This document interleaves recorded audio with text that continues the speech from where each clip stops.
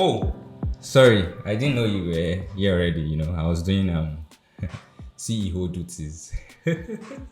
Yes, so my name is Olariwaju David, aka Snakes Dave, and yeah, it's no news. You know that we rebranded months ago. We went from the small extreme visuals, and became a full-fledged production company, which is Extreme Studios. And in case you don't know, or maybe you know, or maybe you don't know, um, I was appointed as the CEO. Yeah, I was appointed by the Kingmakers. I wasn't, I'm not, what do they call it? What's the opposite of democratic? I'm not autocratic, yes. So I didn't assume the position. It's the kings that bestowed it upon me. I'm just kidding, come on. Cut that one out.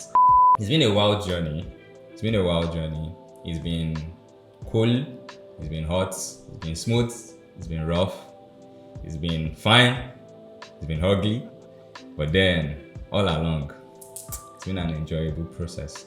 Yeah, so I know you guys have missed Snakes Dave. Oh, I know you've missed Snakes Dave. What you've been getting all this while is Olariwaji and Oluwa David. Yeah, the corporate side of me.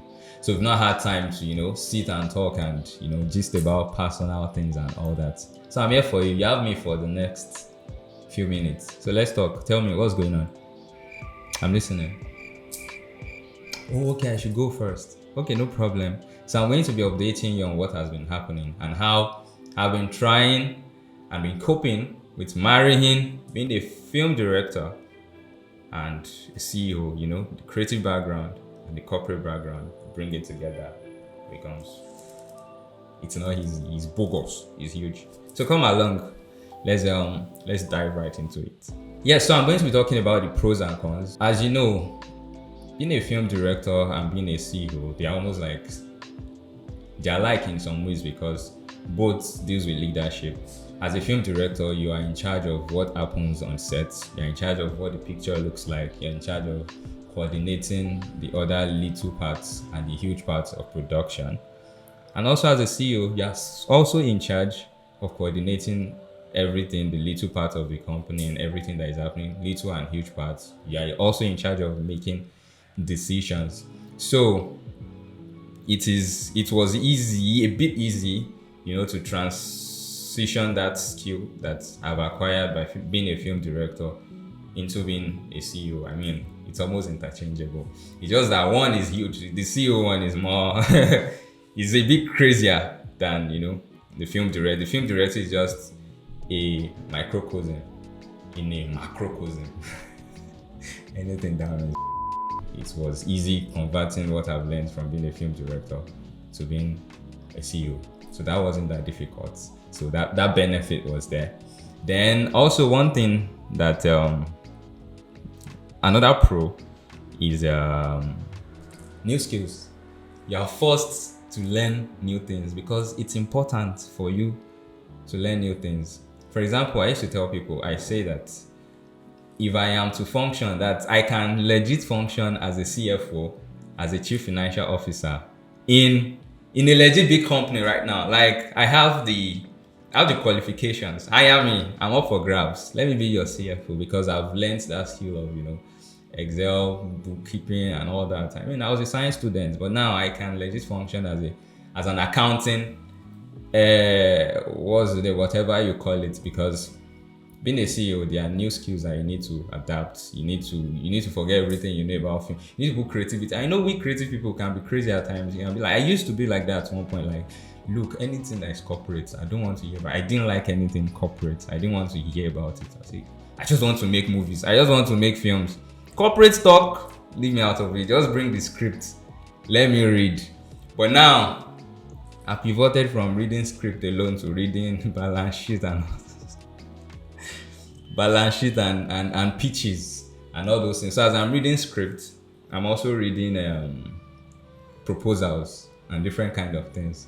But then, hey, it's fun. And also, yeah, meeting so many people. I mean, being a CEO, you get to meet people in powerful places. You sit where you won't normally be able to sit. You sit with fellow CEOs, fellow entrepreneurs. Yeah, so there's been that benefit, there's been that advantage.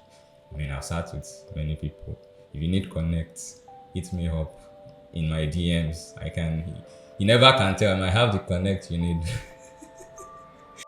So the final one that I'll be using to wrap up the pros of being a CEO, yeah, the prestige that comes with it. Of course, you know this part was coming. Yeah, people hear, oh, I'm a film director, I'm a CEO. They start raising eyebrows like, big man. But big man does not being a CEO does not translate to money. Or people should be coming down. I need money. Bring jobs. Bring your video project. Let's work on it for you, please. I beg. I'm not a big man. I'm still a small boy. But then yes, the prestige is also there. You know, people respect you. There's just that sprinkle of respect, or maybe not sprinkle. That rush. They pour it. They don't sprinkle it. It's being poured. You have respect when people hear, oh, you're a film director, you're a CEO at such a young age, and yada yada yada yada yada. But then yeah, it's just one of those things. To the part I've been waiting to get to, the cons. Oh my god! Because actually, the cons there are a lot of things happening here. Bigger responsibilities. The responsibility is huge. You have no idea. I don't sleep. Well, I try to sleep. Even though whenever I sleep, I feel like it's a sin. Like, why should I be sleeping? But then I'm supposed to. So the responsibility is bigger. And like I mentioned earlier, I told you, sometimes as a film director, I'm reading scripts. And then by the side, I'm also reading proposals. Sometimes I'm trying to create treatments for a certain project. While by the side, I'm also trying to create budgets or trying to approve budgets for certain things that needs to be gotten in the studio, you know, mixing those two things. And I'm always constantly thinking of, oh, where is the next where's the next opportunity coming from, creative wise, or what are the people that need our service? And while doing that, I'm also thinking, what is the next thing to do? What next thing can we provide from the CEO side of things? So it's just two different huge aspects, everything just, you know, colliding and coming together. So the responsibility is extremely huge. I'll not even lie. Then also, yeah, the corporate structure of it. Oh my god, it took me a while to be able to just, you know, blend into the corporacy of this whole CEOing thing. I mean, I even say I'm just still trying. I mean, now I talking and I do all these hello, yeah, and shake and say all those weird things. Yeah, it's nice. It is. I can't wait to hear from you and see amazing things you are doing. You know, all those things that big men say to each other when they shake, that word that they muffle. Exactly. You have to learn how to do all those weird things and the corporacy of it. I'm not a corporate person. I just like being myself and doing anything I like and stuff. But then when you become a leader of a a company in its own, people expect a certain level of composure and corporacy. Say what, like corporacy? Corporation.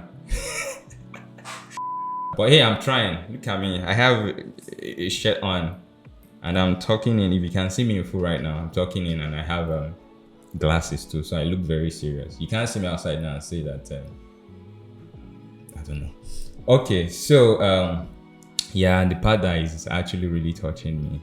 I've been missing out on a lot of movies. Oh my god.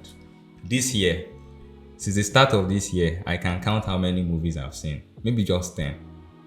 Maybe like 10. It doesn't even if it's up to 10. How is that even possible? Because I know 2019 to 2021, I saw over 500 movies, if not more than that, because we made a constant effort, or we made a decision that we want to see all films that won the Academy and was nominated for the Academy in the category of Best Picture and Best Direction from 1999, I guess, till the recent years. So we saw everything. I understand. We saw everything from that year to recent year. So imagine counting that. And we saw other ones too. We are still seeing new films that was coming out. We are following that list. We are seeing that. Sometimes we even jump out of Best Direction and Best Picture to see some in Best Cinematography and others like that. Both nominees and the winners. So it was over 500, if not up to 1,000. Imagine that. Now bring it down to what's happening to me now. Just seeing 10 movies. How is that possible? And it's not that I don't want to see movies, but my attention can't just, while I'm seeing movies, I'm thinking of, and I'm a person that when I'm seeing a movie, I like to shut out every other part and just focus on it. Because seeing movies to me is more like learning. That's one way I learn as a film director. I see stuff, I put stuff down, I put stuff in my head and all that. So my head needs to be clear. But then when I'm watching and I'm thinking about something else, I just exit and say, you know what, let's face business first. When we make money, we'll come and watch Alejandro Inarritu. So I've been missing out a lot on movies and it's quite painful. Yes, and then this is what I'm going to be using to wrap up the cons, which is editing and VFX. Oh my god, you people know that I love VFX a lot. VFX is like my life, is a part of me. I love VFX like I like rice. Yeah, rice is my favorite food. Yeah, any kind of rice. I love VFX like that. It's my life. But these days I can't even get to do that. I can't even like really sit down to edit. I don't edit as much as I want to these days because the time is not available. Other things I've been chopping into that time. But I wish I can have time to like really sit down, edit, do my VFX like I used to, just randomly jump on VFX project and have to source it out and all that and just work on it and stuff. But then hey, that's not been happening. So that was one of the cons and stuff that I don't like. But then hey, it is what it is. As time goes on, we are going to find a way to balance all these things. And maybe at this point I need a PA. I need a PA.